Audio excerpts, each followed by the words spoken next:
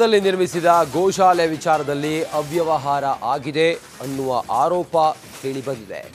ಸರ್ಕಾರದ ಗುತ್ತಿಗೆ ಸಂಸ್ಥೆಯಿಂದಲೇ ಅವ್ಯವಹಾರ ನಡೆದಿರುವುದು ಗೊತ್ತಾಗಿದೆ. 50 ಲಕ್ಷ ಕಾಮಗಾರಿಗೆ 38 ಲಕ್ಷ ಬಿಲ್ ಮಾತ್ರ ಮಾಹಿತಿ ಹಕ್ಕಿನ ಅಡಿ ನೀಡಿರೋದು ಅನುಮಾನಕ್ಕೆ ಕಾರಣವಾಗಿದೆ.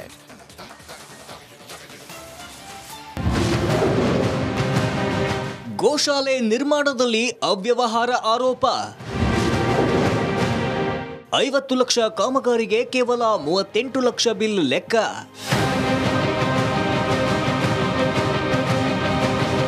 ಉತ್ತರ ಕನ್ನಡ ಜಿಲ್ಲೆಯ ಕರವಾರ ತಾಲೂಕಿನ ಕಣಸಗಿರಿ ಗ್ರಾಮದಲ್ಲಿ ಗೋಶಾಲೆ ನಿರ್ಮಿಸಲಾಗಿದೆ.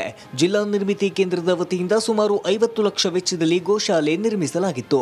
ಇದಕ್ಕೆ ಸಂಬಂಧಿಸಿ ಮಾಹಿತಿ ಹಕ್ಕಿನಡಿ ದಾಖಲೆಗಳನ್ನು ತೆಗೆದುಕೊಂಡಾಗ ಅಕ್ರಮ ನಡೆದಿರುವುದು ಬೆಳಕಿಗೆ ಬಂದಿದೆ. ಬಜೆಟ್ ಪ್ರಕಾರ 50 ಲಕ್ಷ ಕಾಮಗಾರಿ ಇದ್ದು 38 ಲಕ್ಷ ಬಿಲ್ಗಳನ್ನು ಮಾತ್ರ ಮಾಹಿತಿ ಹಕ್ಕಿನಡಿ ನೀಡಿರುವುದು ಅನುಮಾನಕ್ಕೆ ಕಾರಣವಾಗಿದೆ. ನಿರ್ಮಿತಿ ಕೇಂದ್ರದ ಭ್ರಷ್ಟಾಚಾರದ ಬಗ್ಗೆ ಹಿಂದೂ ಜನಜಾಗೃತಿ ಸಂಘಟನೆ ಆಕ್ರೋಶ ವ್ಯಕ್ತಪಡಿಸಿದೆ. ಕಾರವಾರ ತಾಲೂಕಿನ ಕಣಸಗಿರಿ ಗ್ರಾಮದ 95ನೇ ಸರ್ವೆ ನಂಬರ್ನಲ್ಲಿ ಸರ್ಕಾರಿ ಗೋಶಾಲೆ ಕಾಮಗಾರಿಯಲ್ಲಿ 50 ಲಕ್ಷ ರೂಪಾಯಿಗಳ ಏನು ಬಜೆಟಲ್ಲಿ ಆ ಕಾಮಗಾರಿ ಆಗಬೇಕಿತ್ತು. ಅದರಲ್ಲಿ ಸಾಕಷ್ಟು ರೀತಿಯ ಗೊಂದಲ, ಅವ್ಯವಹಾರ, ಕಳಪೆ ಕಾಮಗಾರಿ ನಡೆದಿರುವಂಥದ್ದು ಗಮನಕ್ಕೆ ಬಂದಿದೆ. ಅದರ ವಿರುದ್ಧ ಈಗಾಗಲೇ ನಾವು ಹೋರಾಟವನ್ನು ಮಾಡಿದ್ದೇವೆ. ಈಗಾಗಲೇ ಅದರಲ್ಲಿ ಸಾಕಷ್ಟು ರೀತಿಯ ಗೊಂದಲಗಳು.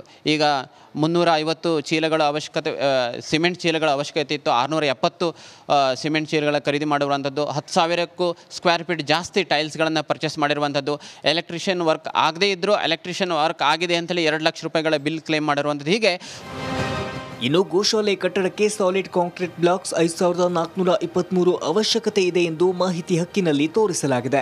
ಆದರೆ ಕೇವಲ 3303 ಕಾಂಕ್ರೀಟ್ ಬ್ಲಾಕ್ಸ್ ಮಾತ್ರ ಹಾಕಲಾಗಿದೆ. ಇನ್ನು 1616 ಕೆಜಿ ಹೆಚ್ಚುವರಿ ಕಬ್ಬಿಣವನ್ನ ಖರೀದಿ ಮಾಡಿರುವ ಬಗ್ಗೆ ಬಿಲ್ನಲ್ಲಿ ನೀಡಲಾಗಿದೆ. ಇದೇ ರೀತಿ ಹಲವು ಬಿಲ್ಗಳು ಹೆಚ್ಚುವರಿಯಾಗಿ ಪಡೆಯಲಾಗಿದೆ. ಸುಳ್ಳು ಮಾಹಿತಿಯನ್ನ ನೀಡಿರುವುದು ಗೊತ್ತಾಗಿದೆ ಅಂತಾರೆ ಸ್ಥಳೀಯ ಮುಖಂಡರು. ಸುಮ್ಮನೆ ತೊಂದರೆ ಕೊಡ್ತಾ ಇದ್ದಾರೆ. ಇವಾಗಲೂ ನಾನು RTI ಮೇಲೆ ಜಿಲ್ಲಾಧಿಕಾರಿ ಕೇಳಿದ್ದೇನೆ, ಅದು ತನಿಖೆ ಏನಾಗಿದೆ ಅಂಥೇಳಿ. ಆದರೂ ಜಿಲ್ಲಾಧಿಕಾರಿ ಇನ್ನೂ ತನಕ ನನಗೆ ಕೇಳ್ತಾರೆ.